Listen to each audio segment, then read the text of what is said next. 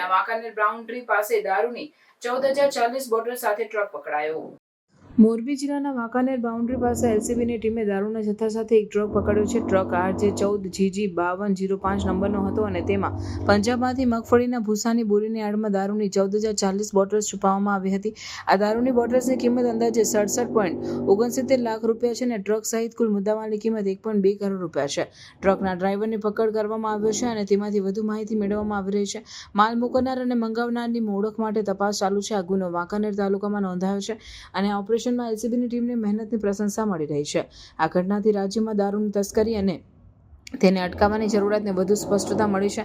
પ્રશાસન અને પોલીસ તંત્ર દ્વારા આવા કાયદેસર વિરુદ્ધના પ્રવૃત્તિઓને અટકાવવા માટે વધુ કડક પગલાં લેવાની જરૂર છે। આ ઓપરેશનમાં એલસીબીની ટીમે પોતાની કુશળતા અને સજાગતાનું પ્રદર્શન કર્યું છે।